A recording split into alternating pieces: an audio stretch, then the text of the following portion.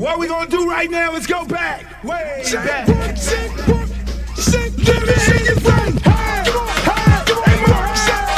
Come on, shake, come on. Give me your thing. Hey, hey, more. Big girls like do the round, fat girls like do the round. Fat girls, let me see you grind. Fat girls just doing their own thing right there with the fat thing. And the fat girls just shaking them thighs. Fat girls don't make it count.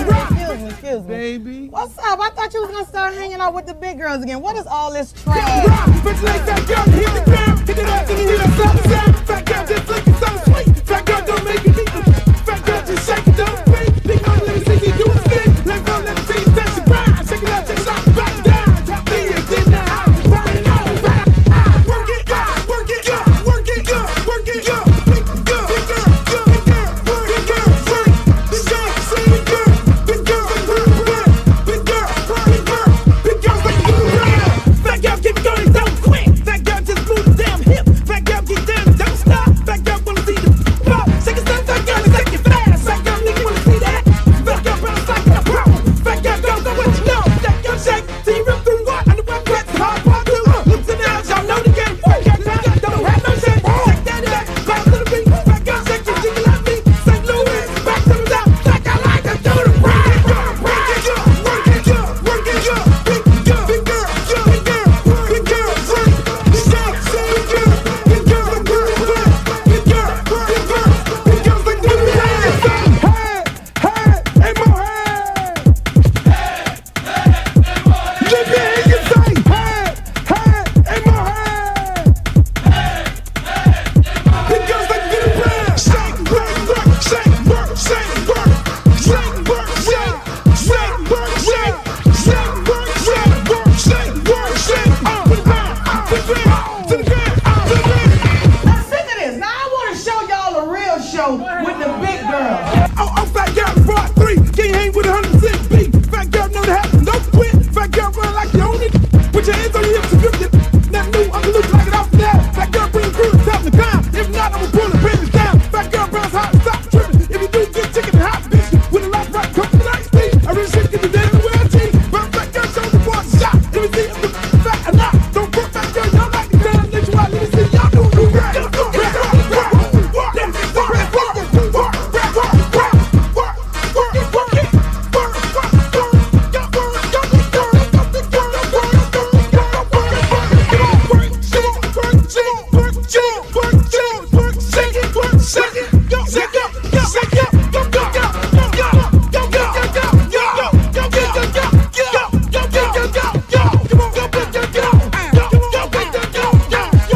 I'm serious. Where you are, not ever.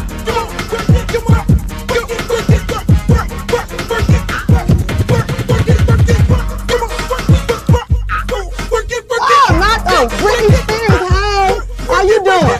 Big girl, big girl, big girl, big girl, big girl, big girl, big girl, big girl, big girl, big girl, big girl.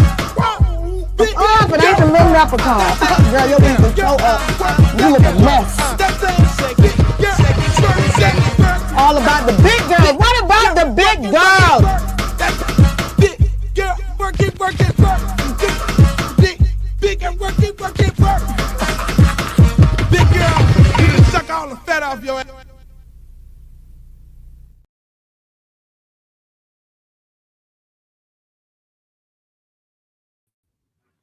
Yo, what up, y'all? Welcome to another edition of the Uncle Luke Show podcast. I'd like to thank you guys for being here today.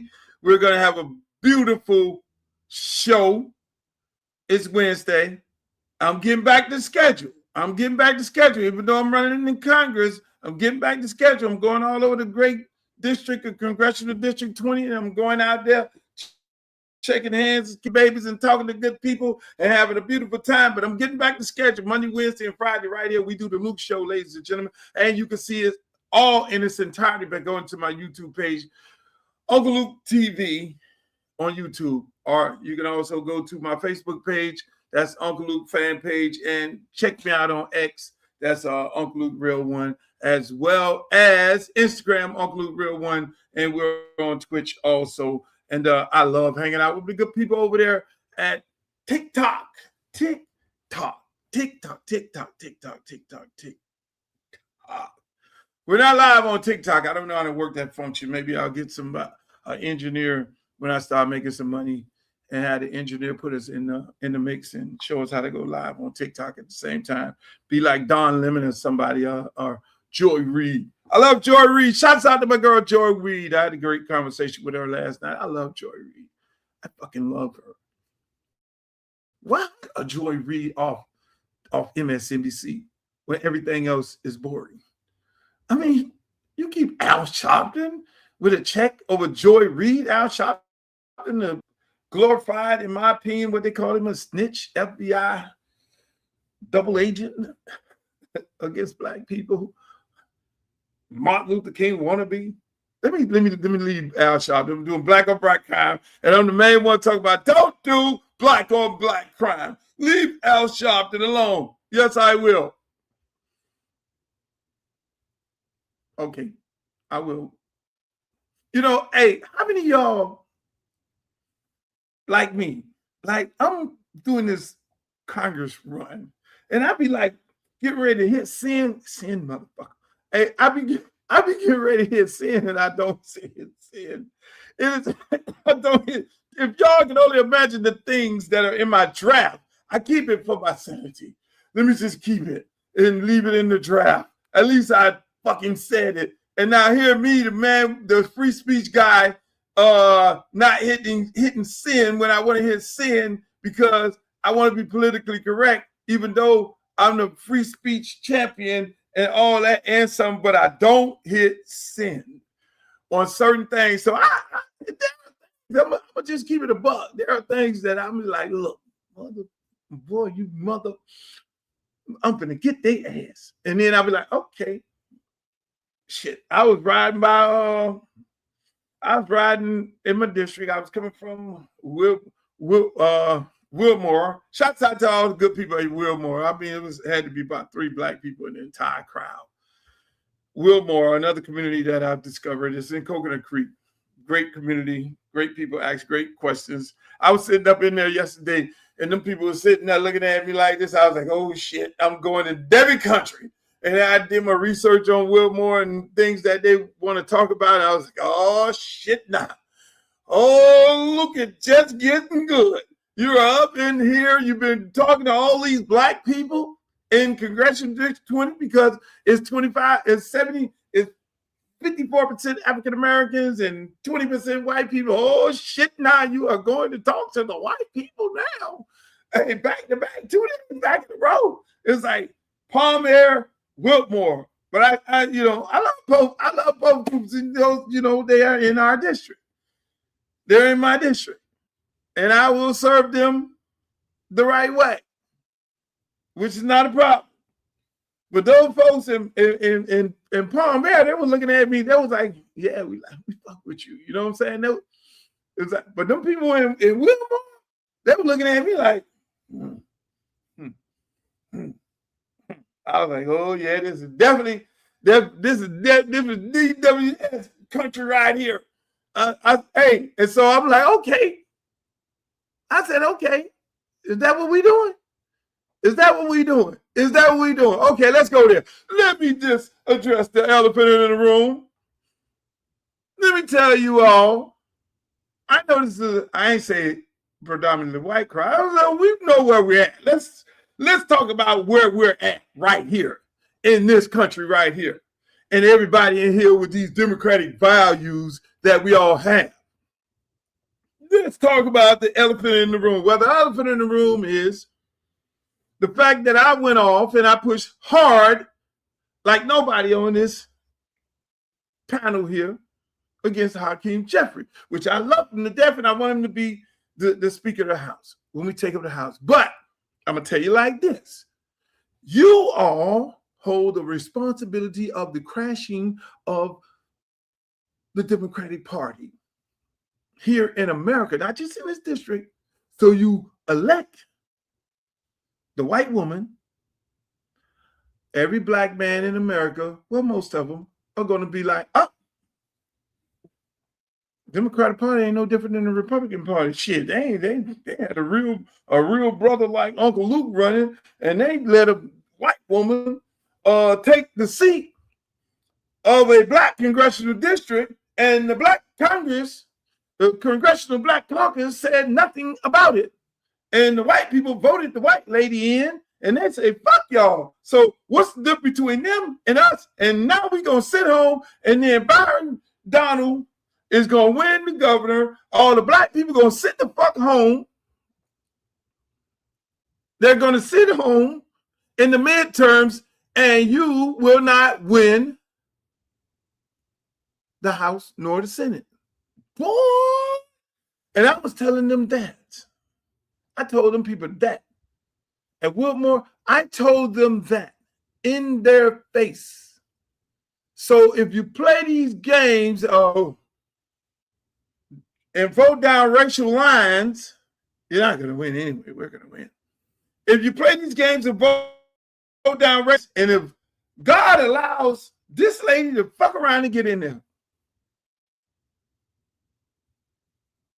what's going to happen to black men? They're going to really, this is going to be major confirmation. This is going to be major confirmation that the Democratic Party gives a rat's ass about African-American men. Yes, I said it. They're going to say, oh, they don't care. That's why I'm telling all of my young people, I need my young people who gave up on the whole fight in this district, who said, fuck this politics, I'm going over to independent. Independent is not independent. Look, right now, we got a chance. We got a chance to change the world. Because if you elect me, if I go to Congress, I'm not going there with being on the Homeboy Network, because the black people there have already shown me that they have no backbone. The Black Caucus showed me that it's all about a party. A fucking the Black Caucus party where you go and be entertained and bullshit and run around like chicken with naked off, like y'all really doing something. It ain't really about black people. They've shown that. But I will be the person to go to Congress and say, no, we're going to caucus and we're going to defend and we're going to support African Americans. It's not, you got a whole goddamn black caucus of people, and the leaders say, don't say nothing about that race in Florida in 20 because she's one of our friends. Hell, no. No. You think Mega will sit down and allow some Republican to say some slick shit about Mega? Oh, your ass won't make it to the midterm. They'll let the chief executive involved say, I don't like him. Fuck that. Nobody votes for him, and I'm going to support the other candidate. That's the difference between Donald Trump and Hakeem Jeffrey. Hakeem Jeffrey could have came straight out and said, I'm supporting Luther Campbell. Fuck that. I don't believe what she's doing. We're not going to be hypocrites here in the Congressional Black Caucus. We're not going to be hypocrites. If we're going to go after Republicans in Tennessee, if we're going to go after Republicans in Alabama, if we're going to go after Republicans in Louisiana for gerrymandering a map and taking control and taking our black seats, this is us. We're here to defend African Americans first as the Black Caucus, or have the Black Caucus lady do it, not dance around the fucking answer. Oh, hello, Miss head of Black Caucus. What did you have a conversation with Debbie? What did you do? Well, you know, tap dance, tap dance, tap dance, tap dance. We had next question, and they already know. See, these politicians know how much time you have in the interview segment. So if they take up the time, you really have 30 seconds to 1 minute and 30 seconds. So if they bullshit like, the weather outside is sunny, and we're just trying to get through the weather. They know it's all bullshit.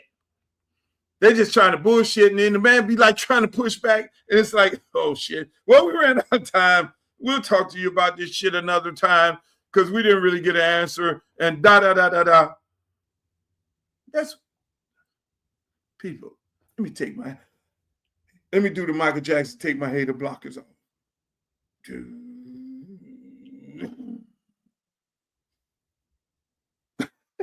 I gotta take these glasses off. My eyes really.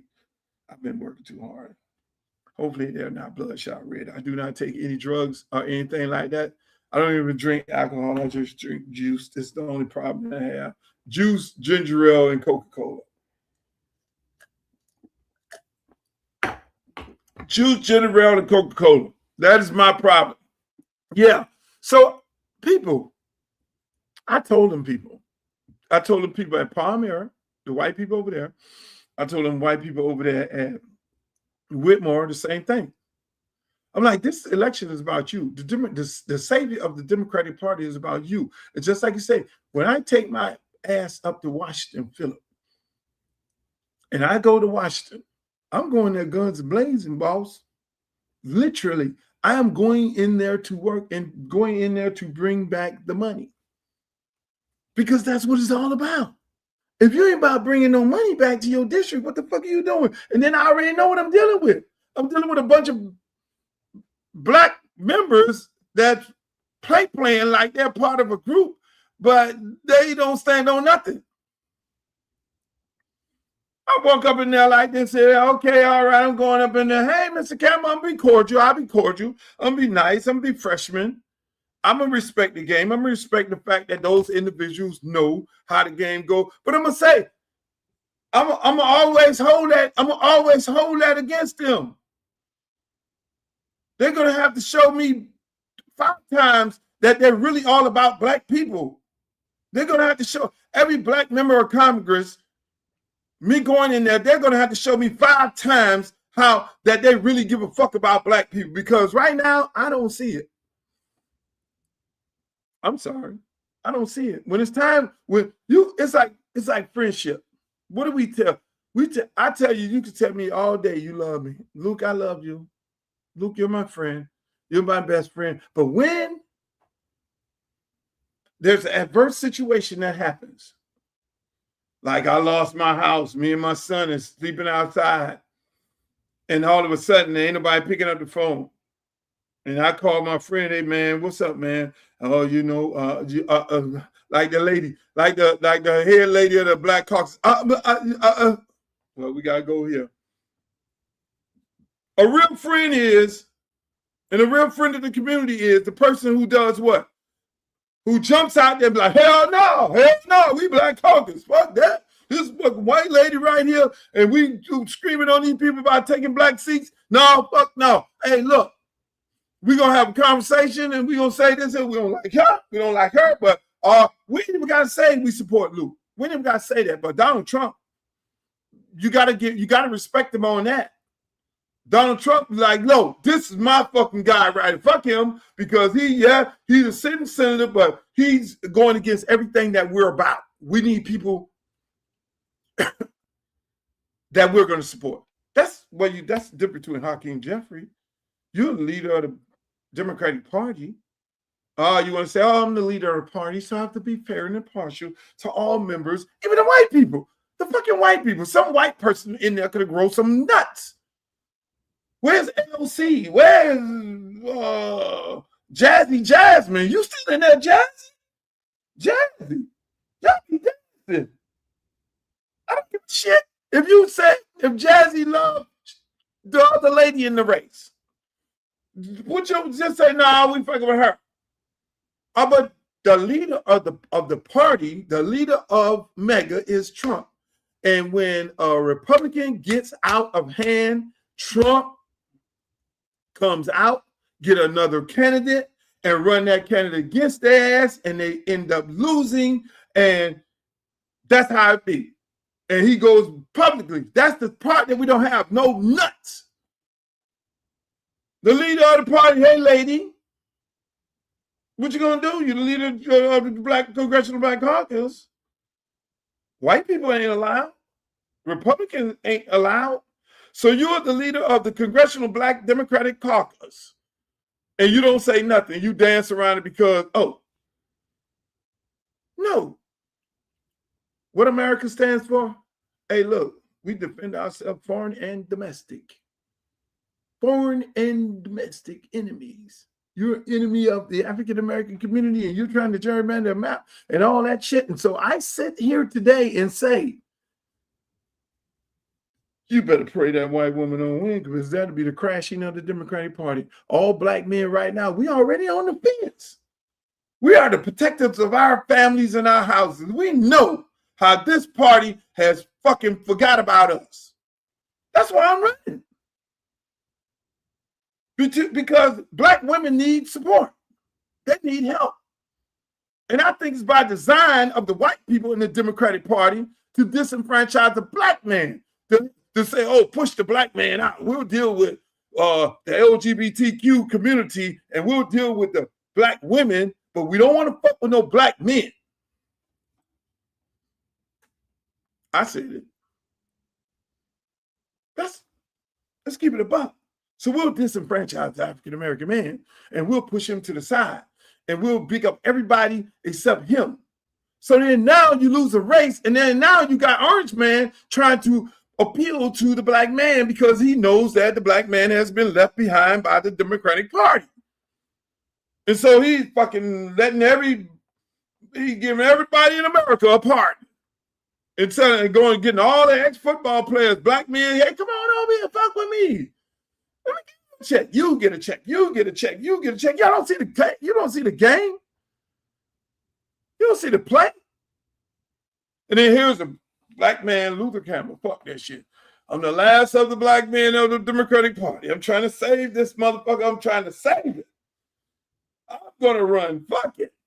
I'll lose money. I'll make the sacrifice. And it all sets up perfect. It was set up perfect for the Congressional Black Caucus. It was set up perfect. It was set up perfect. That now you can show us that you really fuck with black people. It was set up. It couldn't have been no perfectly set up for us to then say separation. Oh, you white people ain't gonna say nothing. Well, we gonna support our goddamn people. Because I can tell you one goddamn thing. If they run up in, we all support Israel, which I don't have no problem with it. When it's their cause, they want everybody to stand for their cause. When it's their cause, they want everybody to stand for their cause. But when it's our cause, when we're being disenfranchised, nobody's there to stand up, not even our own people. What the fuck are we doing? I know they're praying like, Lord, please don't let them please don't let them young folks come out there and vote. Please don't let these people who got mad at the political process to come out and vote. We just need this race to be about super voters, seniors. We need the separation of the vote. Please don't let these Haitians vote for Luther Campbell because he's the only person in this race that's going to fight to protect them with TPS. Please, Lord, please, this is what they're praying. Please, Lord, let those people vote for the Haitian lady. Please, Lord, let the LGBT community vote for the young guy who's LGBTQ. Please, Lord, let them. Please, Lord, let Debbie get her white people voting, a little bit of black people. Please, Lord, let this dude Dale, who is another checker pass and things going on. Please let anybody but him. Because if he come up here, he's coming in with guns a-blazing. Guns a-blazing. He coming up here to burn this motherfucker down. Because if there's a white person, Democrat, get out of hand, like this lady getting out of hand, oh, I don't need no motherfucking black caucus to tell me to shut the fuck up. For free speech. Ain't damn person in Congress, in the black caucus, went to the Supreme Court fighting for free speech. I would be the one. You think I'm going to be silent? Oh, you can talk all that jazzy shit when it comes to Trump and them catchphrases when it comes to all that. But where's the principle? Let's stand on business. Are we really standing up for the black people? Are we really doing that? Let's stand on principle. Let's make it happen. Talk to me. But then again, that's where we at. That's where we're at. I'm having such a great time, ladies and gentlemen. Luther Campbell Congress. Make sure you go to my website, www.luthercampbellcongress.com. I'm having such a beautiful time running. I'm having such a beautiful time going to them communities and explaining to them people how important this election is and that the world is watching. I say the world is watching. I've been on CNN damn near 4 times talking to the world. And the world is watching Congressional District 20. Are we going to end up like Memphis? When Ford Sr. was the congressman of a black congressional district, and Ford Jr. was the congressman for the black congressional district, and then a white guy came through there and they then bullshitted and gave him the district. And now you see what we got, what we dealing with now. I love the people of Memphis. Shit, I'm going there in a few weeks. I love Memphis. But you got to understand what the fuck happened and how we got to here and how we need to straighten it out. It was some coons running around with the white man and said, put him in, and then he there go to the neighborhood. Y'all get ready to try to do the same thing here. I'm taking my shot. And I'm offering my services to the great people of this district and this country. I'm here to fight because I can tell you one thing. You go up in there and they say, well, Luther, how do you feel about a Democrat, a white Democrat running in a traditional black district? Oh, hell no. She need to go sit her ass down. They can be like, hold on. That ain't what the Black Caucus, that's not the line. That's not the line that the Black Caucus said, we need you to stay in line, Luther. Stay in what fucking line? I'm like, stay in what line? What line? Well, they're going to stop you and they're going to not put you on no committees and all these things, and they're going to not let you get the money, and they're going to not let you do this right there. Okay. Well, that's what I'll let the American people know. Because I stood up to the white oppressor, which is in the Democratic. Do you know it's more racist motherfuckers in the Democratic Party than it is in the Republican Party? At least they're going to tell you they're racist. Not going to be politically correct. They're not saying you're correct. You are not sending me to Congress to be politically correct, to go with the same old, sick and tired. I'm sick and tired of being sick and tired. I want to get off this podcast and take my ass there and fight for the people.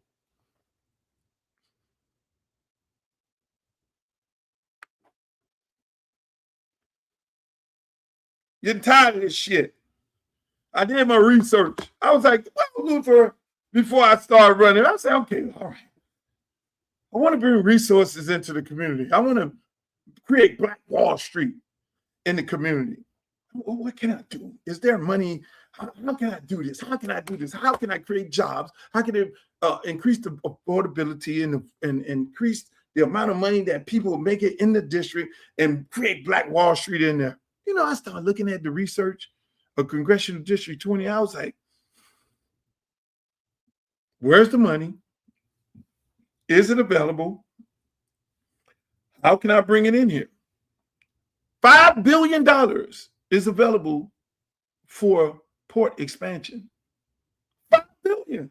That's why when they look at my plan here and they start talking about it on the campaign trail, I put this together because I did the research. I go around to these communities and talk to them about it. $5 billion is available for infrastructure jobs and port expansion. When I started out, I had 2 ports. I was going to redevelop the port in Riviera Beach and this port here. You know who was responsible for these ports? The lady I'm running against, Debbie and Jared. I'm not running against Jared, but they could have fucking expanded these ports and got $5 billion in federal funding to expand these motherfuckers to create more high-paying jobs built by Black people for all people. Got everybody a job. They did shit.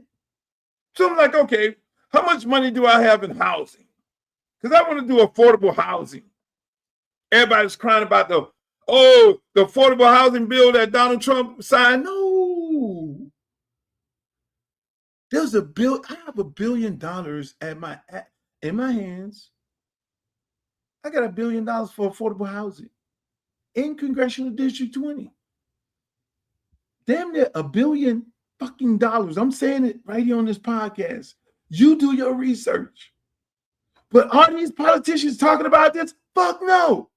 I ain't going up in here to be playing with these people. My job is to go get the money. I keep talking, I'm going to get the money. So if I'm sitting there talking about, I go and be talking, yeah, look, I'm going affordable housing. My plan is built by us, for us. That's the Luke plan. The Luke plan is called built by us, for us. What does that mean? Built for black people, for black people, by black people. Okay? Yeah. You can't trick it. You can't really say, okay, you're going to get the contract. Look out for these people and make sure that they are in line to get these contracts. You can create systems because what normally happens is we'll win the contract. But you know what normally happens? We can't get a bond. And so when you can't get a bond because the white people know, the Hispanics know, you get the contract, but you can't get the bond because you need a bond. If you know anything about construction, you need a bond in order to be able to what? Get the contract. It's got to be bonded. It's like the bank got to back you. Like, yo, we got you. And these banks don't back black contractors. That's how black contractors have to then give their contract to Julio Raimundo. Julio Raimundo bond the job, and the black guy, he gets peanuts. He won the bid, and you think that he really is the person who's spearheading the job, and he really got the job. Oh, we gave the job to a minority. Yes, he did win it. Bob Swinger won it, but Bob Swinger ain't the one doing the job because Bob Swinger couldn't get bonded, and every freaking person that's elected know that's the case. So you know what? You eliminate the bonding part of it because then you put part of that money is going toward getting our fellow African-American contractors bonded. So you can be the federal government, can be the bank, or you just go partner with blockchain. Hello, because they desperately wants to be in the district. See, look, I ain't playing. I'm not playing under no circumstance. I'm really on that bring the money back to the district. So here we go. We got seniors struggling with the insurance and the rent, and they need relief. The insurance and the property taxes they're losing. They got their money. They're retired. The house is paid for. My house is paid for. I'm retired. So, okay, house paid for. I'm retired. I got a little retirement check coming in. I got to put myself on a fixed budget. But now the fucking eggs done went up. Now the grocery done went up. Now gas went up. Now insurance went up. Now property taxes went up. Oh shit. I think I gotta go back to work. Because you only retire when you getting your retirement check and it's okay, it's fine. My house paid for, everything is paid for, but now they get ready to put your ass back to work. They get ready to put you back to work. Why? Do you have when you go to the Publix and Winn-Dixie and all these stores and you see the old people bagging the grocery and shit? The old people, they gotta make ends meet because they got high ass homeowners insurance, high ass groceries, high ass gas, high ass cost of living. Then ate up their retirement money, eating up they trying to gut the damn they got to pay for their own dental. Medicare, Medicaid, they're trying to gut Medicare, Medicaid. They got the fucking prescription drugs is out the roof. Some of the stuff these prescription drug companies doing is criminal. Absolutely criminal here in this country. You think people had to go through that same thing in Colombia, Y'all go over there in Brazil and y'all go get all your little breast implants and implant this and implant that, teeth implant, all that shit in these third world countries. Why is it so cheap over there? And why is it so high in the greatest country in the world? Make that make sense. That's because the people you are sending who's supposed to be experienced to Congress are screwing you. Because those same people, the insurance companies, whether it's health insurance or whatever it may be, they stand to profit. Nobody is working for the people because all these fuckers are profiting off of us. The same shit that third world countries go. You got people going to get BBLs and every kind of L and teeth jobs and dental implants and all this shit that we have here in America, and they're going overseas to get it done. Why is it so cheap overseas and it's high over here? The same thing. It's because our elected officials are taking the money from these corporations and these companies to then do what? Price gouge the American people. And I want to tell, I want to experience Congresswoman. My ass experience to keep fucking you. Yeah, I said it. They're going to call me and say, stop with the vulgarity. But I get passionate about this. I'm passionate about this. It's more. I get more passionate about it because I'm going in the district and I'm talking to 93-year-old ladies and 110-year-old ladies, and they're telling me that the people about to take their property. These people that laid their body down for this country and laid their body down for us. You got veterans, can't get veteran services and all this. Some people know, and then the other ones don't. They didn't fought for the country and we just fuck them. Really. And it's real easy. Hey. Mosey your congressman ass over there, put you some shorts on and walk on over there to you got a district. You can run around this damn district right now talking about you want votes, shake hands and kiss babies everywhere I go. Whether it's Palmer, where I don't care wherever I go, they say, what's your level of transparency? Hi. My life is a book. Okay, will you come back to the community and you talk to us? I'm like, why are they asking that everywhere? Did the last congressperson did not come back to talk to y'all? And I'm mad at you. Over there in Coconut Creek, that's where Jared Moskowitz was. And then over here where the other sister was, they were like, are you going to come back and talk to us? I'm like, hell yeah. Why wouldn't I talk to y'all? I need to come back and talk to y'all because we got to do this shit together. This teamwork, I'm like prime time. I'm not hard to find. They question every form. I'm like, why is that on the list? But then I know I'm a smart guy. Because when people ask a question about something that they're concerned about, that means they've been treated bad. That means the elected officials did not come back to the community and have a conversation with them. That means they neglected them. It's simple. We got too many ways of communication right now. Hey, Palmer, all of my association presidents, we're going to do us a conference call every whatever the fuck it is, once a week. We're gonna get on here, we're gonna talk about what we're trying to do, what we're getting ready to do, and what you need and what I need to be doing, and all that there. Hey, and then when I get in the district, here's my calendar.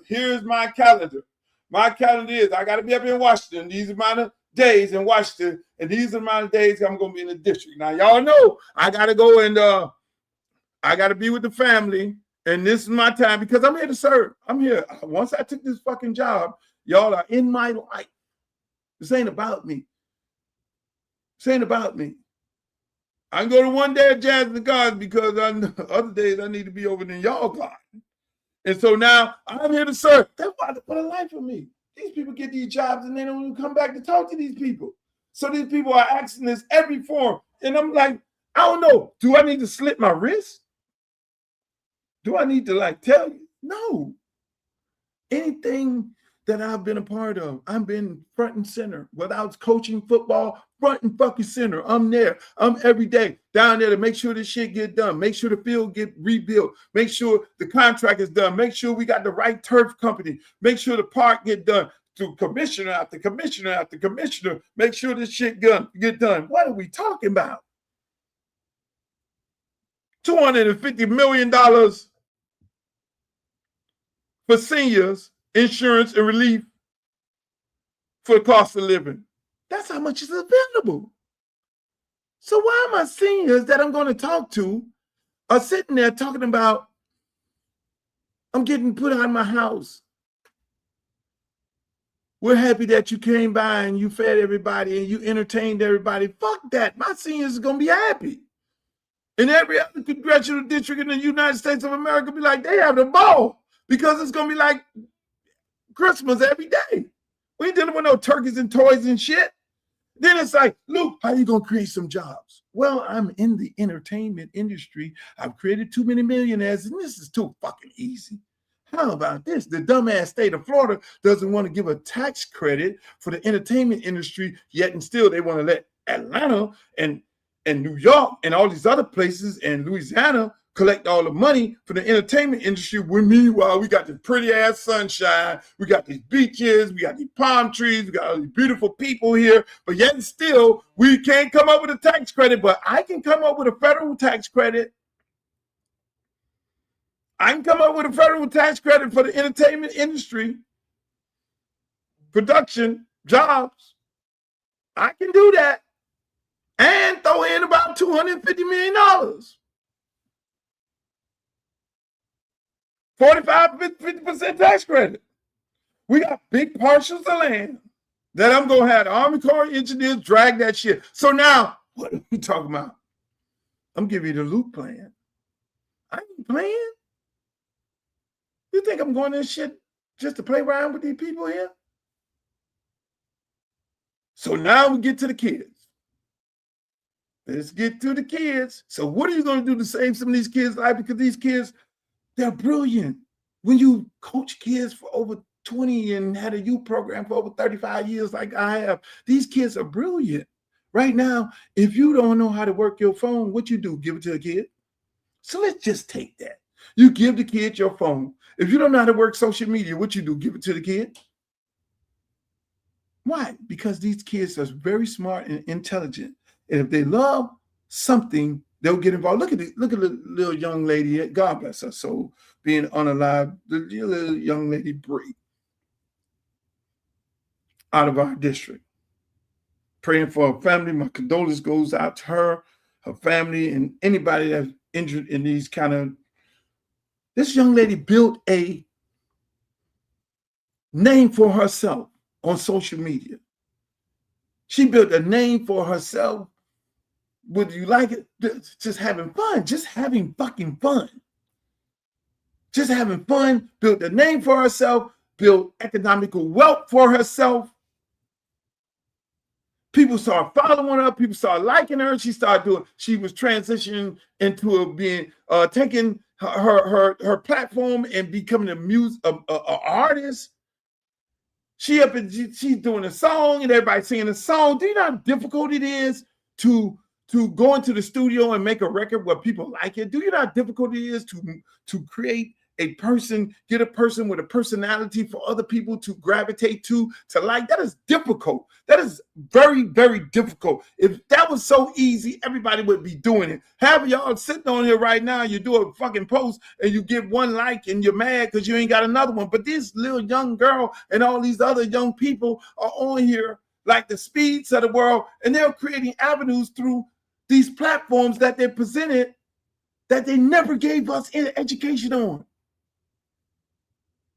These kids never got education on this. These kids never got education on how to work in marketing, how to market yourself on social media. They're finding it out there, doing it on their own because we're so fucking brilliant as a people.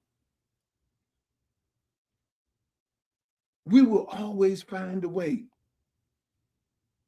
So Luke, how much money you got for the kids? apprentice, tech, trade, $150 million. Oh, yeah, it's $150 million available. How are you going to implement that, Luke? Shit, we going out to the parks. We're going out to the schools. We're going to partner up with the school district. We're going to say, hey, we're going to put the trade schools back in here. We need to teach some of these kids, we're going to partner up with other corporations that want to come into the district and do the work and to be able to help our kids be the best and brightest. We can do that if we can do it with football. If we can do it with basketball. If we can do it with baseball, we can be the best and the brightest in the country, in the United States of America. We can do it through Texas because everybody ain't playing sports and everybody ain't going to college. We need to be able to have avenues for these kids to do what? Be able to make a living, making good money, not working at the McDonald's. You sitting on the social media, we talking about, oh, we got mental health issues. Our kids sitting on social media looking at this shit. And like, oh my God, they're making all this money, they're throwing all this money, having a beautiful time. How do I get there? How do somebody help me? It ain't nobody, because the school system is test here, test there. And they got a little 27-year-old teacher, no disrespect to the teachers, but I like Miss Brown. Old Miss Brown, who know the game, who know how to teach your ass and who will put you in check and know when you're trying to be New York City slick.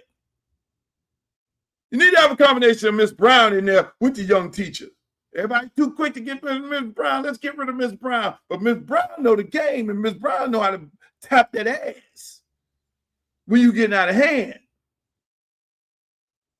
I got $100 million for small business. $100 million for small business. So if my homeboy CC, he's doing good. He wants to do some improvements to his restaurant. Luke, I want to do some improvement to my, hey, we got $100 million. We got $100 million. Improve your restaurant. Improve your restaurant. Hey, over here in Tamarack, there's a Jamaican restaurant over there. What is it? Kitty? Boy, that shit, I'm telling you, that food good. That food good. When you go to a Jamaican restaurant and you order brown stew chicken and you have the white rice with the gravy and you could taste the coconut in it, oh, they cooking. They cooking. This ain't no bland. They cooking. They cooking some real Jamaican food. So all these restaurants and clubs and all these businesses in Broward, and I'm going to tell you, I've been living in Broward 15 years. Y'all know my Miami dude. I'm taking my services to Broward, but I'm still helping my program in the city. I'm helping my entire state. I'm helping the country by doing this. But I'm going to tell you, Broward, Congressional District 20, we got clubs, we got restaurants, we got culture, we got everything. Some areas in South Florida don't have no clubs. They don't have no culture. There's clubs, there's restaurants, there's businesses, there are homeowners, there are thriving community. This $100 million going to small business, do you know where that take them at? See, but again, the career politicians, this is not on their, they know that this money is available, but this money that I just went down, the $5 billion for port infrastructure, port expansion, the $1 billion for housing built by us for us, the $250 million for the seniors, the $250 million in the entertainment and the tax credit for production and jobs and things like that, the $150 million in trade and tech for the kids in the school, the $100 million in small business, that money is available. But if they gentrify the neighborhood, who would get it? Who would it be available to? All this, my plan is to create Black Wall Street. Y'all thought I was just playing? My plan is to create Black Wall Street. So how do you do that? Even with the cost of living going up, even with the high cost of insurance, you attack the insurance issue. But you create high-paying jobs in the district where people can afford to stay there. See, because their game is to make it where you can't afford to stay there. So you combine that with crime, and you create this high cost of property tax high. You create it by the jobs, gas. Okay, hold on. Let me just make gas up, grocery up, homeowners insurance up, jobs still the same. You're still getting the same amount of money, but all the cost of living has went up. Plus, you got people riding by shooting up the house next door. So the cost of living just went out the freaking roof. You can't afford to live here. There's no Fortune 500 companies here. So you can't go over there to BMW because they got a big old BMW plant. Oh, no. You can't go over to Mercedes because Mercedes Corporation is here. We don't have that. What we have, what we are a service industry community. South Florida is service industry. Why are they calling me on these phones? South Florida is a service industry community. That's why it goes to TPS. It's like, okay, so make this make sense. And I didn't even mention it. Make this make sense. So you're going to get rid of all the Haitians. Let's make this make sense. You're going to send all the Haitians back to Haiti. You're going to go to the Supreme Court, rigged up court, and you're going to get the ruling to take these people temporary status away. Now, two things with that. The experienced congresswomen are supposed to be the ones who are going to fight to keep the people's status here. But what happened to the experienced congresswomen? Why in the fuck they deal with this before it happened? They know it was coming down the pipeline. Why didn't you get with these people who are on temporary status and say, look, you need to get a work visa. Let's create a pathway for one, you get a work visa, and a pathway for you to become a citizen. So if some crazy ass orange man get into the White House and say, we want to revoke temporary status and send you back to a war country, then you'll be protected. That's one part. That is your elected official, the representative failing you. These same ones, y'all sitting up there talking about got all the fucking experience. Oh, Luther don't have the experience of going to Congress. Well, Luther do not have the experience of bullshitting people under no circumstance. Luther do not have experience in stealing money. Luther does not have the experience in gentrifying a community and taking away African-American jobs and hiring the cost of living so the people can then move out of the district, and then for you to then have your multi-million-dollar homeboys to come in and purchase all the property for low fucking cost. No, I don't have that experience, sweetheart. Under no circumstance. But I have experience in doing what? Making young men and young ladies millionaires, showing them the way, creating programs. But this is crazy. So let's make this make sense. So you got Belgrade, Pahokee, South Bay. Who's in the field picking the crop that supports the entire country, mainly the southeast part of this country? It's Haitians. So now you go round up all them Haitians and send them back to Haiti.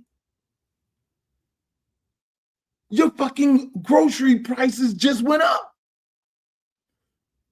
Who's gonna be out there? Who's gonna be picking it? That your grocery prices just went up. Who's gonna cook the food over there at Prime 112? This is the service industry. All the Haitians are the ones cooking the food. All the Haitians are the ones who are making up the beds. So you're getting ready to crash an entire industry in South Florida, even Mar-a-Lago, they got Haitians in there cooking them motherfucking food up in there and cleaning up that place. So you get ready to crash an entire South Florida fucking around. You get ready to crash the entire economy of South Florida because you want to be talking about, oh, we're going to fucking throw the Haitians back to damn Haiti. Really? Y'all better go check. You walk your ass through these airports and see who's working in these counters and see who's working in the back and see who's cleaning up the place. You better go look over there, go take you a ride down there in Beverly Hills, in South Bend, all these places. You want your money. You think your produce is high now. You think the cabbage is high. You think the goddamn tomatoes is high. Send them people back. And you ain't got nobody, and the crop go bad. Oh, they ain't got nobody to pick it. Oh, so you got a plan to put black people back out there? Y'all did say that. I'll put you niggas back out in the field. That's where y'all belong. What? Really? Oh, better yet, we just put y'all in jail. And part of your working program is to go in the field because the jails are privatized. So we're going to send the Haitians back. We're going to put more black people in jail. And part of you getting time off and how you make money for your commissary is you're going to go out there and pick the produce.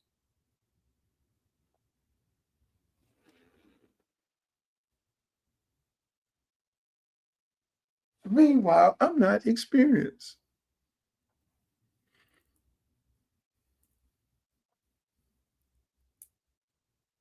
I digress. Let me get myself together. Because none of these things that I just mentioned off and all this money available, but they don't want it available to us because I just, in my economic plan to bring more jobs and more money into the district, and that's not with the partnerships of the people who I'm going to bring in here. I was on the phone this morning all night long with a friend of mine, big movie studio guy, a couple of them. I was like, hey man, let me ask you something, man. Y'all interested in can I cut a deal with you guys? Can we do something where we create a tax credit? And so if you had a tax credit in South Florida, if you had an opportunity for the federal government to put in X amount of money for you guys to bring in studios and then make and educate and put people to work from my district. We know how the unions come in. The union is going to make sure our people get, union pay, which is high pay. If we could work together on something like that, will you guys be interested? Hell yeah, Luke, shit, filming in Florida. Right now, we got to go film in Puerto Rico, and we got to go film in places that look like Florida that gives us a tax credit because it looks like Florida. They're literally going and filming in other parts of in other countries that look like Florida because Florida has no tax credit. I said, well, my tax credit is going to be like this here now. You're just going to be bringing people in from out of town and getting the money. No, my tax credit is going to be determined how many people you employ. The biggest amount of the tax credit you'll get is based on how many people you employ from my district. So I mean, you're going to have to start educating our people. So the gaffers, the grips, and all these things like this. And then some of your cameramen and all that shit going to have to move down here in my district. And they're going to have to pay taxes in my district. They're going to have to buy a house. They're going to have to be a part of the community in my district. That's going to be determined on how much of the tax credit you get. No, you're not going to bring no people in from California and New York and all these places. They're going to hop on a plane, come down here. You're going to get a tax credit. You will get your ass back on the plane. No, we ain't doing that. Because this is all about the economic growth of an entire district, circulating the dollar within the community. And that dollar is not some $15 hour job or some living wage job. No, I'm talking about creating some real money jobs. Do you know what the... But you got to have vision. These politicians that's going around talking on these things, you hear them start talking about, I was about to fall out my seat when one of them started talking about port expansion. Motherfucker, you was the mayor. You ain't never talked about no port expansion. Because port expansion is the combination of the county, the city, the county, and the federal government. How much money you got? Until I started talking about it. Then the experienced lady never even thought about expanding the port to create more jobs, to create more economic growth in Congressional District 20 in Broward County. I am so fucking good. I am good because I don't get into things just because I'm looking for a title. I go right now anywhere in the United States of America and sell out a 10,000 seat arena and make me a nice chunk of money and go sit down and go to the park and I can go on tour. I stopped a 29 city tour to do this. I literally stopped a 29 city tour to try and get a job that's going to pay me $170,000. Anything I make over that, I got to go to the fucking ethics committee in Congress to say, hello, I'm going to do a show and there's no funny business. And can y'all authorize this show?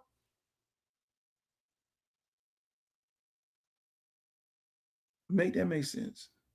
That's a sacrifice. I'm willing to make that sacrifice. And that's my whole point of doing this.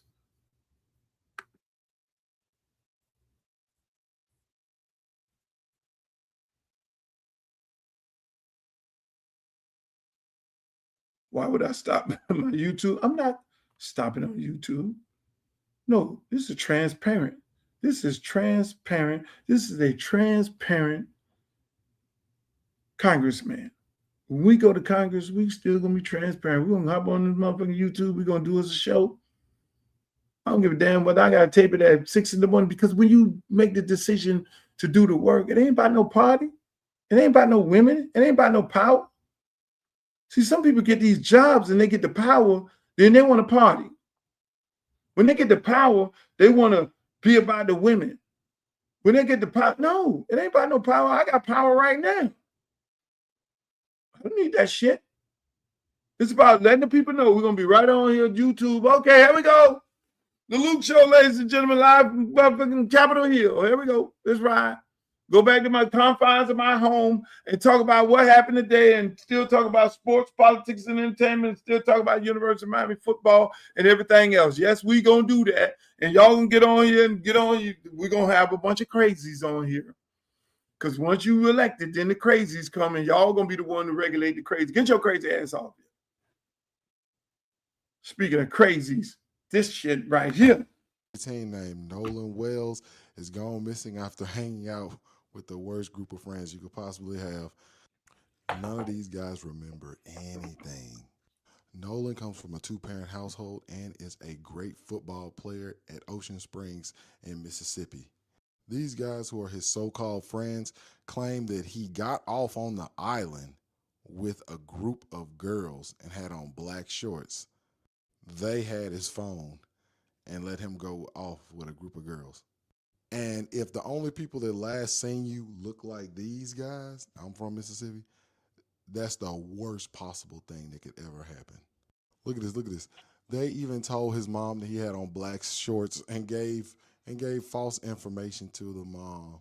And guess what? The police are being white Mississippi police, and they're just saying, oh, well, they're not even really investigating it. So she's reaching out through Facebook to get any information to try to search and find this child on her own. And some of these kids' parents are putting out rumors saying that he's found to get the heat off of them. Like I said, these are some of the worst people God ever made. Like they say he don't make mistakes, but It is. Listen, man. Listen. I have a 16-year-old. I have a 16-year-old. And I'm overprotective. I'm an overprotective dad. I know it's a bunch of things out here in the world. There's a bunch of my son's a good kid. I know everybody say that, but he's very humble. He's a very nice kid. He don't use no profanity. He don't mess around with no drugs. He don't mess with fast girls. He don't do anything. He plays baseball. He loves the game. He looks out for all of his friends. People come over. He's very hospitable guy. Then he had a little girlfriend. I guess that's a whole nother movie there. But he goes to church with her and all that. Then there's the parties that some of the friends have. Then you got to look at some of the friends and all that because we know, number one, look, they need cars. Okay, do you get them a car? You're a responsible young man. You got to sit there and pray. Your child gonna get back home because you don't want him to get stopped by some police because I would lose my fucking mind if a police stop my child and go with that crazy shit. Oh, I don't know how I'll be, so because I know he gonna get in the car and go and come right back home. And if he got his friends, he got the right type of friends. He ain't got no fast Eddie friends who want to smoke and act like they tough and gang boys and all that there and everything. Because we know as parents, similar to this young man here, go out with some of his friends and they go and they get on the boat and boys gonna be boys and all that there. But then you do live in Mississippi. And then it gets to the point where they come back and the kid ain't came back. Your kid didn't come back. And all of a sudden, nobody knows nothing about nothing. They're so-called supposed to be your friend. And we think, and that young man thought, and his parents, him and his parents, and him thought that these are my friends.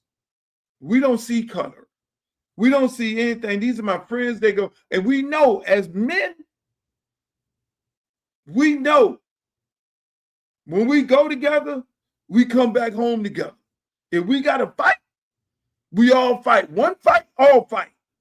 We don't leave no man behind. We don't have to be in the military to know that we do not leave no man behind. Get your ass in this car. We came together and we are going home together. So for this to happen, and we know, if the roles were reversed and it was 3 black kids and 1 white kid, and the white kid didn't come home, all them black kids' ass be in jail right now, are being interrogated. And everybody involved, their mama, their daddy, the dog at the house, the rats and the roaches or whatever the hell is in there, they all will be interrogated right now to this day. They'll be still interrogated. The boat would be interrogated, be sitting up there, have one police officer talking to the boat. Boat, what did you see? But I'm going to pray, and we need to pray that the Mississippi authorities is doing the right thing. Because these people that, you got judges, parents, deleted accounts. When they start deleting accounts, that's mean you're told by an attorney, they done lawyered up. They done lawyered up. And the lawyer say, delete all your social media accounts. You don't need to look at none of that shit. You see none of that shit. And we don't want you to be commenting, responding on a comment to anything that's going on there because you don't know how this shit's going to end.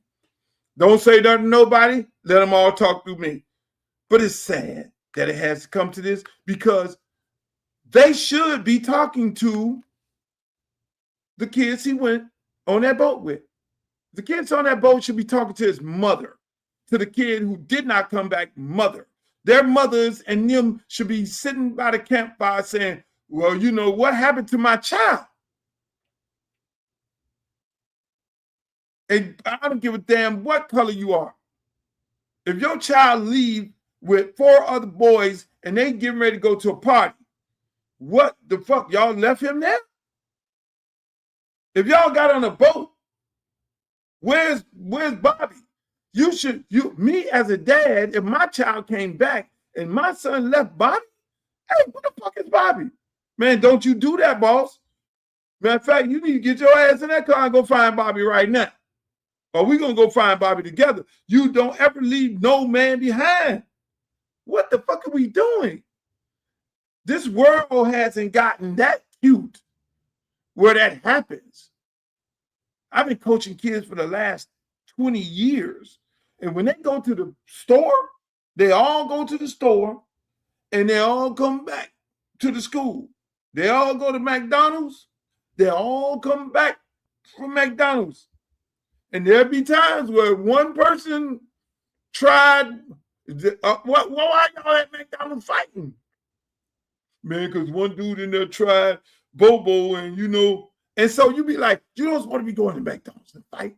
Y'all, what the hell y'all doing? I'm going to punish y'all and and all that there and everything. But coach, we weren't gonna let him just beat up Bobo. And you have to put on the face. That normally how it works. Even in this new generation, they're still doing that. So we know things are changing in this new generation, but you don't leave no man behind. So whatever the hell is going on, we hope that the authorities do the right thing. And these judges in Mississippi do the right thing. We know we're talking about Mississippi. Lane Kiffin told y'all early on, it is difficult to get players to come to Mississippi and parents to come to Mississippi. He told y'all, Lane Kiffin told y'all how Mississippi is when he was coaching there. It's the harsh reality of it all. Lane Kiffin is a good friend of mine. And when he went to Mississippi, I said, Lane, I'm not coming there. All that Confederate flag shit, no, I'm not coming there. I know, Lane.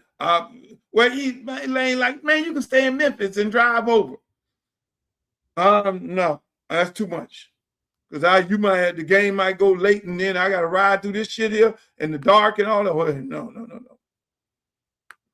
Captured by what is, in my opinion, the greatest tournament in the world. And I think people are still going to be caught up in a level of soccer fever in this country, the likes of which we haven't seen in at least 32 years since the last home World Cup, and maybe ever. That is a success.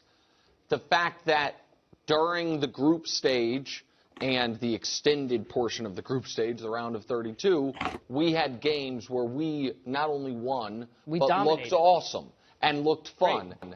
That part feels like and is a success as well. You think, now, we're talking about soccer right now. I thought it was a success. The World Cup being here got everybody motivated, got people learning, even myself, even me. I sat up here and I'm fucking learning soccer. I thought I knew a little bit something about it, but I'm not no soccer guru. I'm looking at it. I'm still like, I only know 20% of it. But I know the stars come out in the knockout round. I know there's same thing as hate. Like on Ronaldo team, they had one little dude, he didn't want to pass the ball to Ronaldo because he wanted to be the star. That's what got their ass kicked out. I already know that was coming already. We saw that beef. I know that there's cheating because what they did last night. Ooh, woo. I know that there's the United States trying to find a way, but all these big stars are really not from here. Even the kid who Donald Trump Burt Wright, boy, that was some crazy shit. If Donald Trump tried to get Burt Wright taken away in the United States of America, on the same day the Supreme Court said, hell no, if you born here, you American.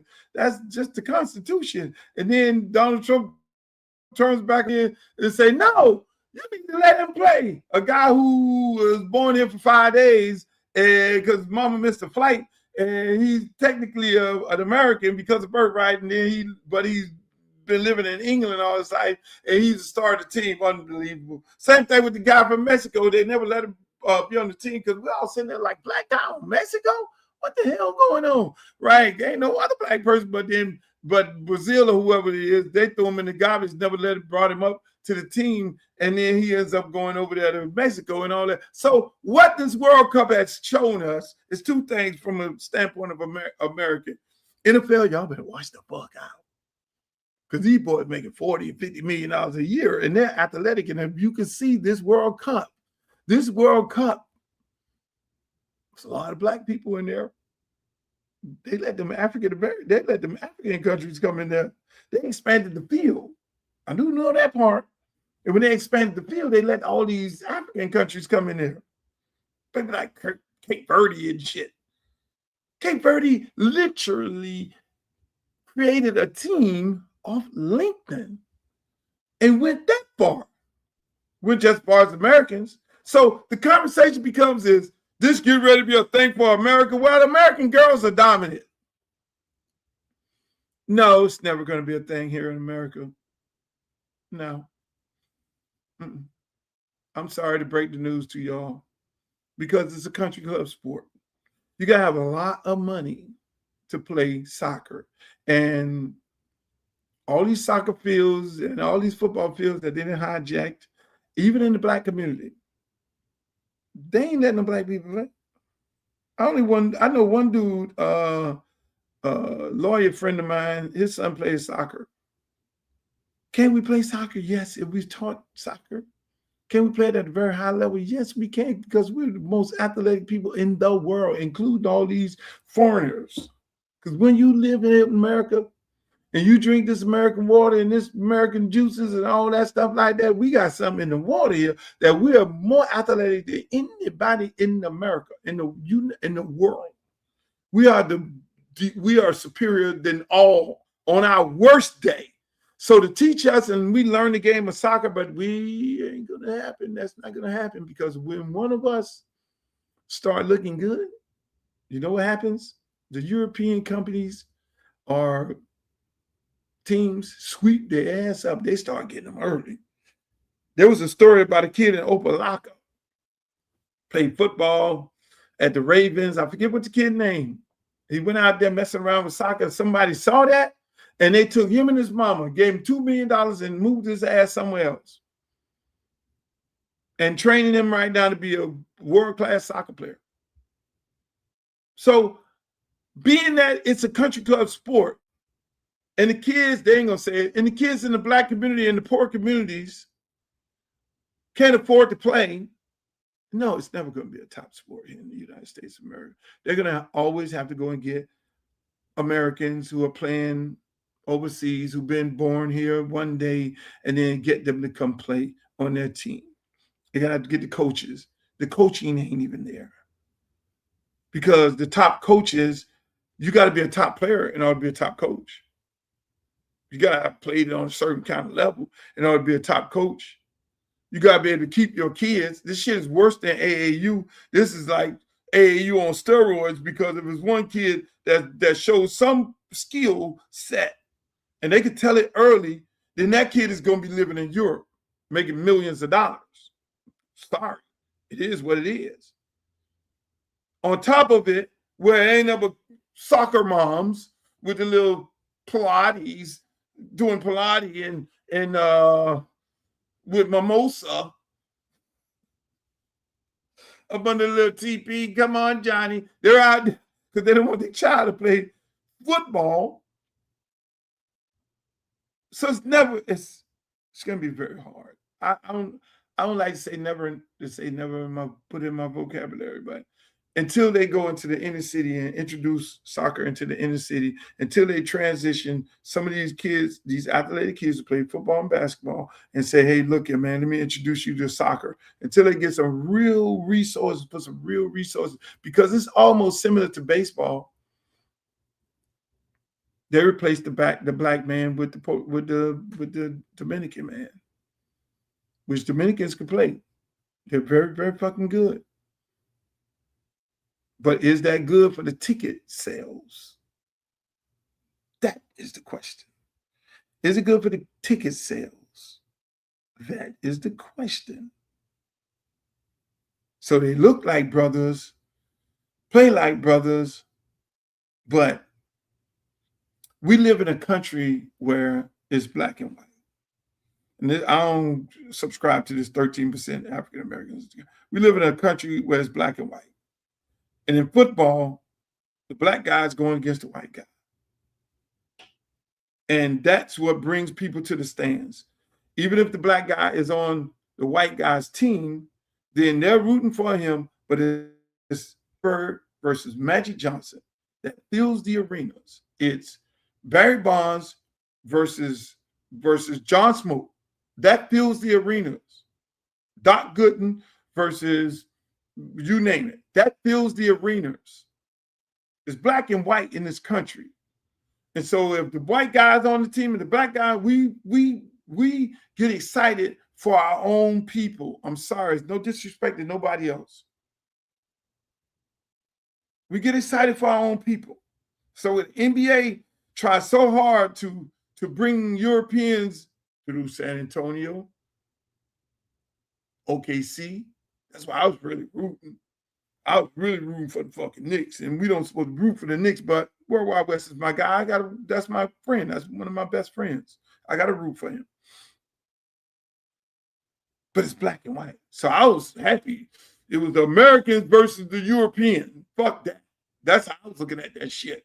Wambi and all that, man. You Frenchy, man. Okay, I'm all okay. All right, but goddamn it. SKE, I couldn't get, we can't really get into that. What is it? SKE? We can't really get into him like that. We can't get into Wambi like that. Anybody want a fucking Wambi jersey?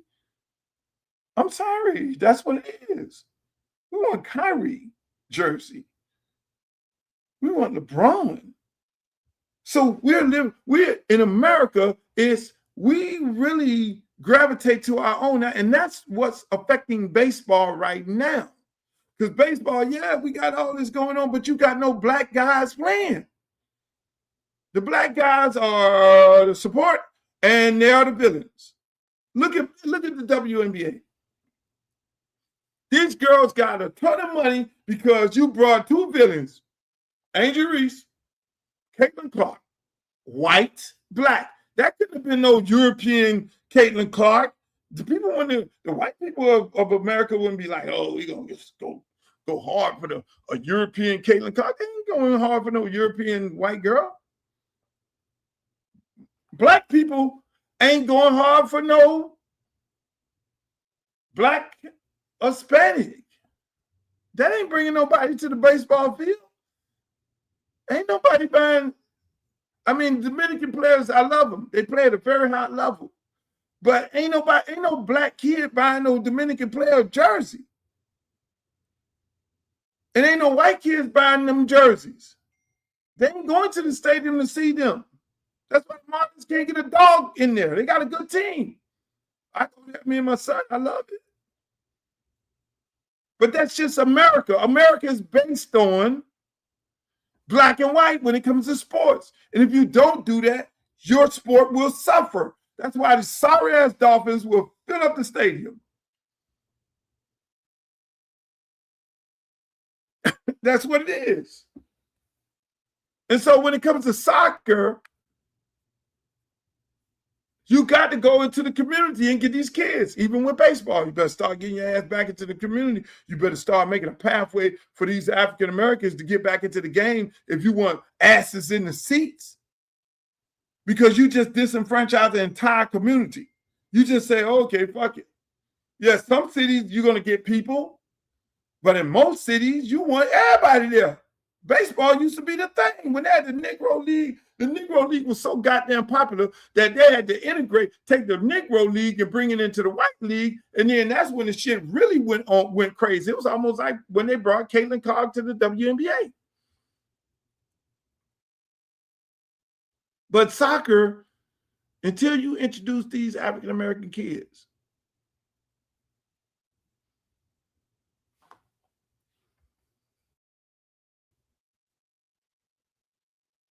I'm just saying. He was nervous and scared to death the whole match, like his entire team against Paraguay.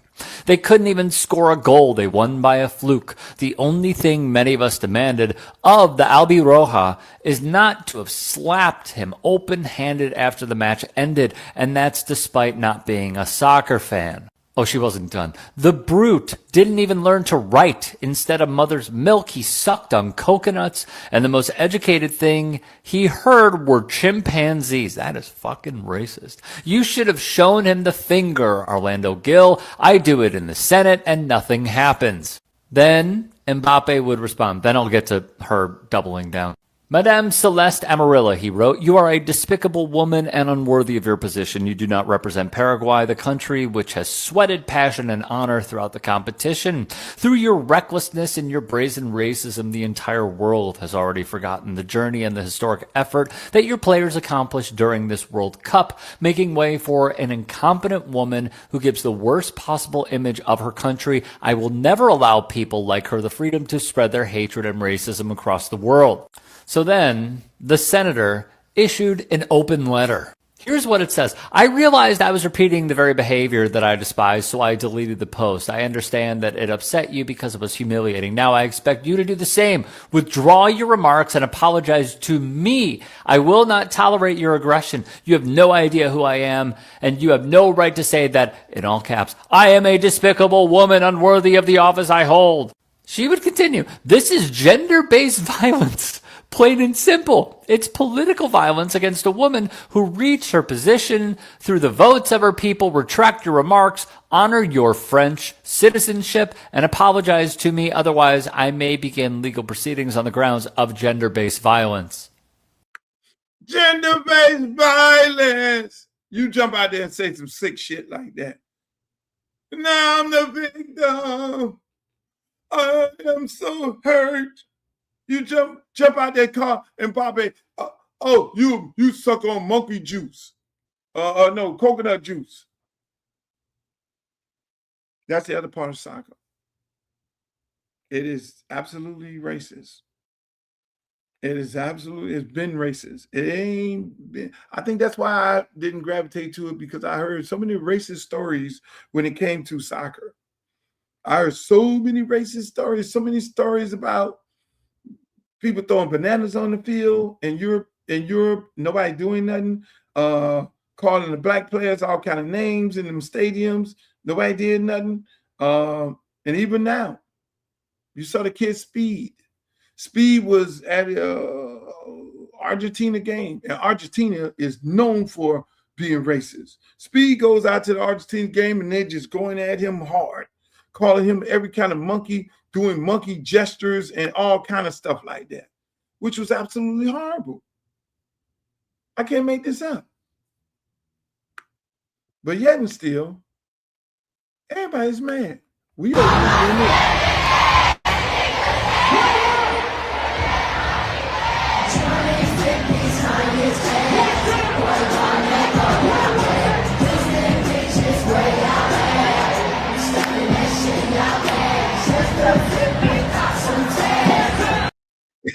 I had to do that.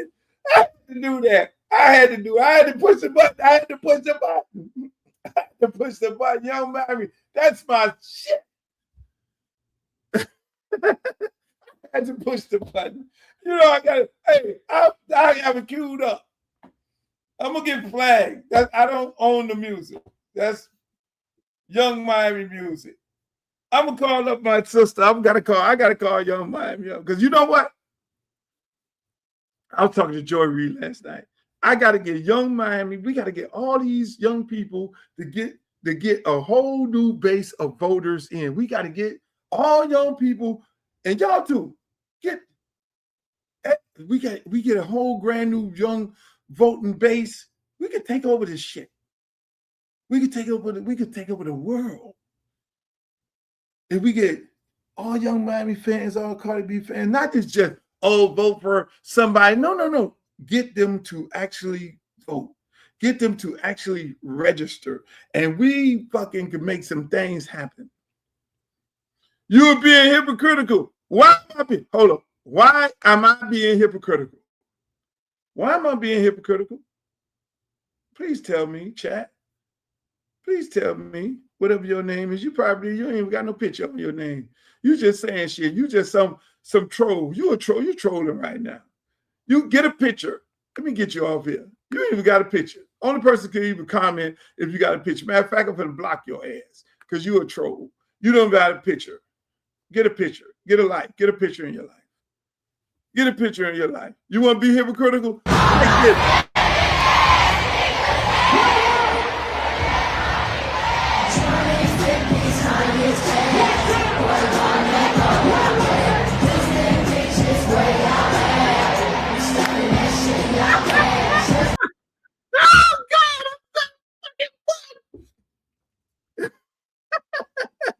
Supporting the message of scammers. Really? I'm supporting scam. I like the song. I don't support scamming. I don't support stealing. I don't support anything criminal. I like the song. I'm sorry. Ricky, get a picture. Get a picture. Get a wait, hold on. I'm about to almost block Globe trying to block Ricky. Ricky Martin. I like the song. Dude, I like a lot of songs. Hey, you suck me all night long. Yeah. I like the song. I like the riff. I like the. I'm an artist. I'm a producer. I like the artistic value of it all. It's like I like Arnold Schwarzenegger when he in movies shooting up everybody. I like Denzel Washington when he out there beating everybody up and shooting everybody and fighting and all that. Denzel Washington shot a whole bunch of people one time and just sat down and waited for the man to come in, and the man, little son, shot him. And then he went and got himself together, and then he shot up a whole bunch of people who were affecting the community. That's who I am. Art is art. It's art. And when you see art, and remember when Denzel Washington was in that Training Day? You got the wrong motherfucker to fuck with. Or whatever he said. He played a crooked cop. Oh, you looked at Training Day and now you're supporting crooked cops. You're supporting crooked cops. You're a hypocrite. You're this and you're that. No, I like the entertainment of it all. Is there art imitates life? Is there such thing as boosters? Yeah. Boosters have been coming in the barbershop all my life, selling shoes, selling satellite cards, selling brick phones, selling this, selling that. Some of your most famous rappers were boosters, and I got the video to prove it. So don't give me that. And half of y'all bought the shit from the boosters. Booster go to the store. Hey, look at Booster go to the store. I don't buy booster stuff. I buy the stuff I can't afford to buy. You old enough to know better. Stop it. Oh my God. Another person with a green dot. What? Y'all trolls need to get another thing, something. You need to stop. I'm old enough to know that art imitates life. How does art imitate life in that song? Scammers. There are scammers. Do I support scammers? Hell no, I don't support scammers. Because I dread the day that you scam my credit card or swipe my shit. I have a heart attack around here. But do they exist? Yes, they do. Do boosters exist? Am I buying stuff from somebody who stole some stuff or send somebody in the store to steal some stuff? No, I don't support that because people at those stores, the store need to make money and the store need to do what? Store need to make money and they need to do what? Pay employees. So I don't support that. But do it exist? Yes, it does. So if you put it in an art form, in a song where we all singing and all this. The beat good and the rhyme good and all that. Okay, come on, get a life. Get a fucking life. Don't stop it. No, it's okay. You just let her go. What's the most somebody's ever spent on you? The most in one day? I can say it on here. The most I ever received from somebody was $70,000 cash. $7,000. And I'll show it to you, proof on my phone. What the fuck? Woo lady! Woo lady! Woo lady! I'm not showing them no more woo ladies. So. Then y'all gonna be after me with woo lady. Woo lady, go to her page and woo lady, that is. And then they're gonna say, oh, look, woo lady, are you supporting them? No, woo lady is, go to her page. WooLadyTV.com.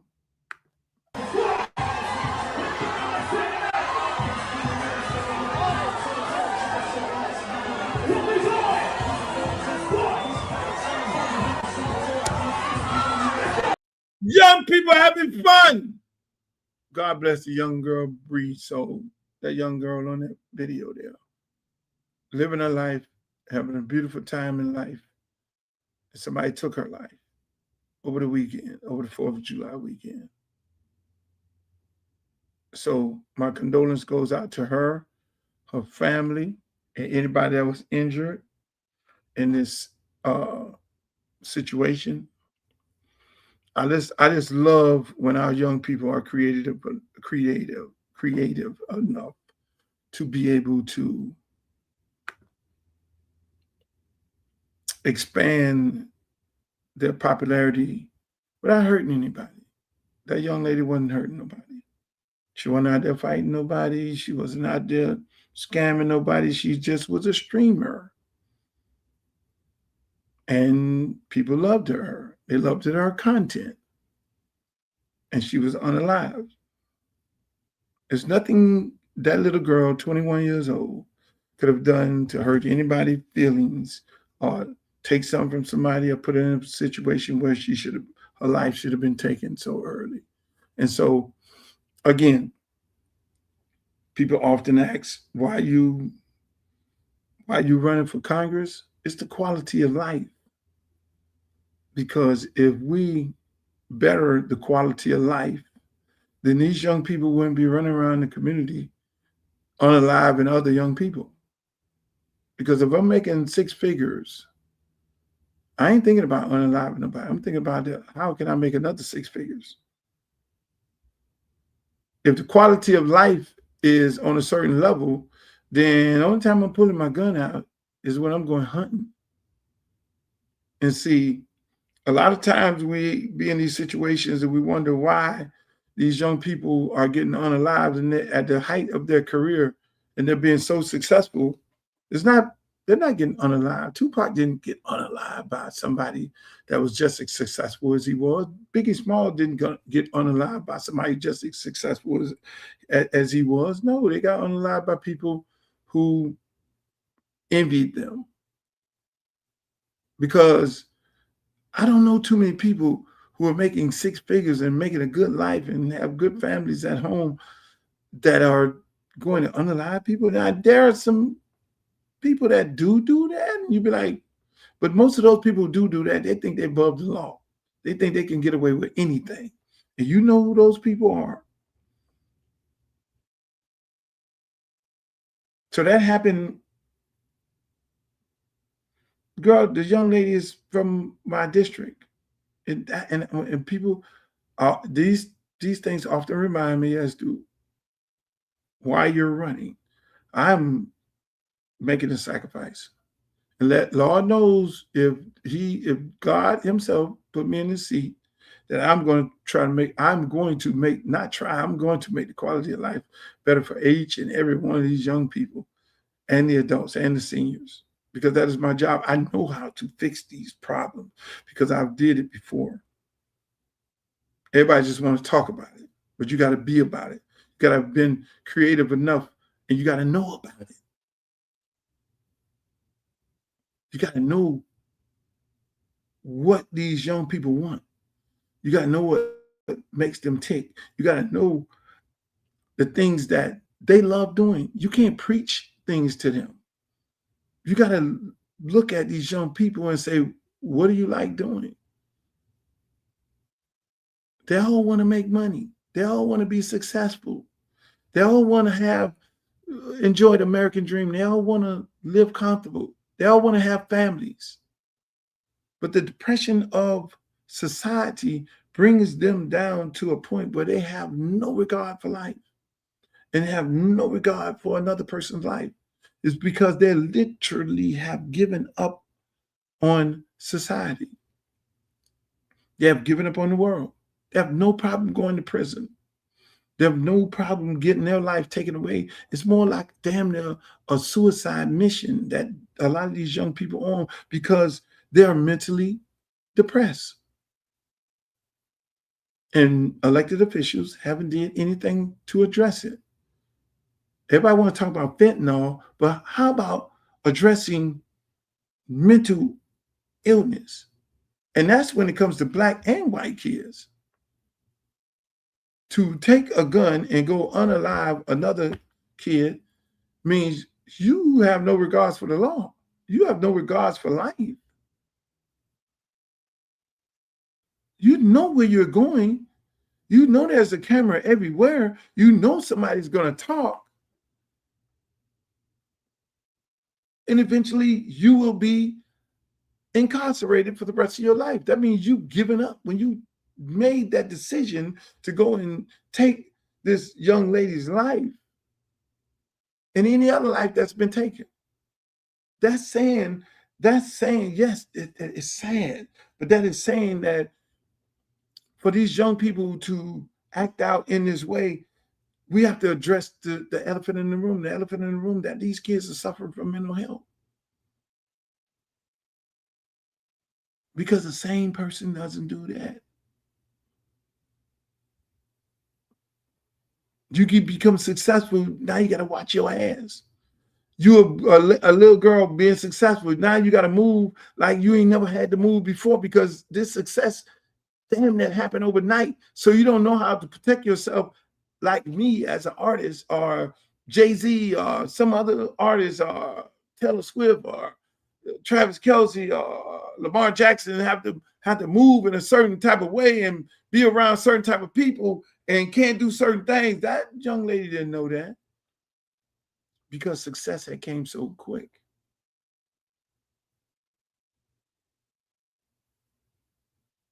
We learn these things through trial and error. She doesn't have an opportunity to, she doesn't have the opportunity. She's gone. We lost a young lady in her name. We have to do better. This society has to do better. We have to be responsible. And so I'm trying to be better. I'm trying to do better. I'm trying to help my people. But without your support, without the people's support, I'm doing my job. I'm doing my part. I'm making an attempt to change the quality of life of people in Congressional District 20. And I expect what I do in my district, it will be done in every other district in America because it has to start with me.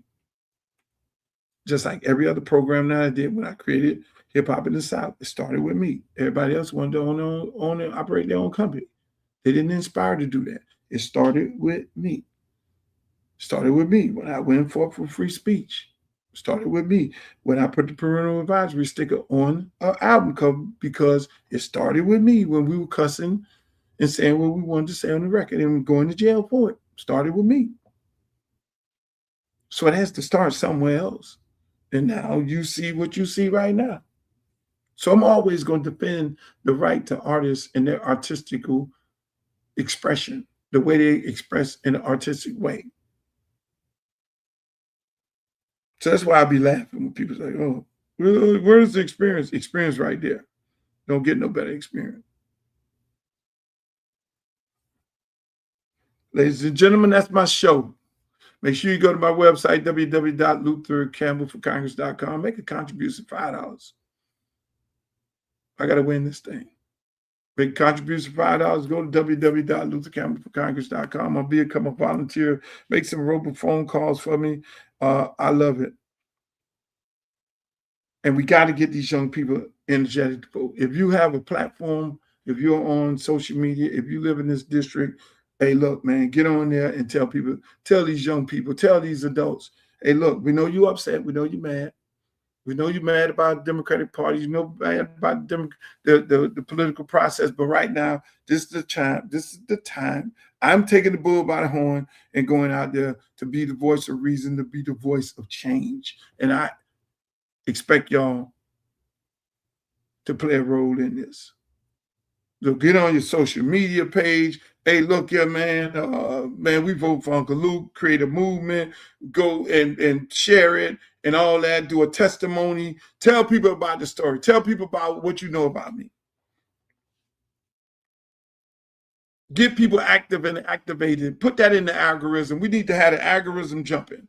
These mail-in ballots are going out next week at the beginning of the week. We need people. We need to create a movement on your social media page. I don't care if you got 100 followers or you got 5,000. We need to create that.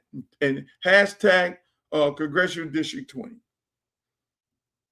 Put it in the algorithm. Let's create a fucking algorithm movement. That's my show, ladies and gentlemen. I enjoyed myself right here. Remember, Monday, Wednesday, and Friday, this is yours truly, the Uncle Luke Show podcast. It is brought to you by Luke Records and LukeRecord.com. Go to Luke Records, LukeRecord.com. Get all your Luke Record paraphernalia, the hats, the shorts, the shirts, and everything like that. Go to LukeRecords.com. Get all your paraphernalia. Hey, remember, if you want to be a part of my congressional run and my congressional campaign, make sure you go to my website, www.luthercampbellforcongress.com, and be a part of the movement. Just come on and be a part of it. Hey, shouts out to everybody on Facebook, my Facebook page. I love you all over there, fan page. Make sure y'all like, share, and subscribe. I need the likes and the shares and the subscribes, okay? Especially you people over there on YouTube, because my numbers need to go up on YouTube. I don't understand why I only have so many. I ain't even in the triple figures. I ain't even in the hundreds of thousands on YouTube, so we need to get those numbers up. And all my good friends on Twitch, I love y'all. I don't even have Twitch on my app, but I have y'all on here. All my good people, shouts out to all my good people over there on Twitter. That's why all the media, they sit there and listen to the show to see if they can get something on the show, and so they can drag me. But unfortunately, I love being dragged. Just spelling ain't right. This is yours truly, Uncle Luke. This is the Luke Show. Thank you for joining us. In the words of Walter Cronkite, may the good news. Peace. I love y'all. Hey! Lawyer, you got something to say?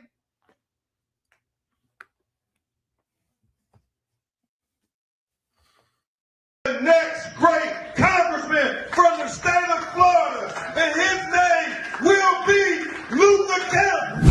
I'm Civil Rights Attorney Ben Crump, often referred to as Black America's Attorney General. I grew up in Fort Lauderdale, Florida, went to high school at South Plantation High School. My dad still lives in Parkway. We want to make sure we have a strong advocate from our community who understands our culture to go fight for us in the United States Congress. So make sure you go vote for Uncle Luke Campbell for Congress on August 18th.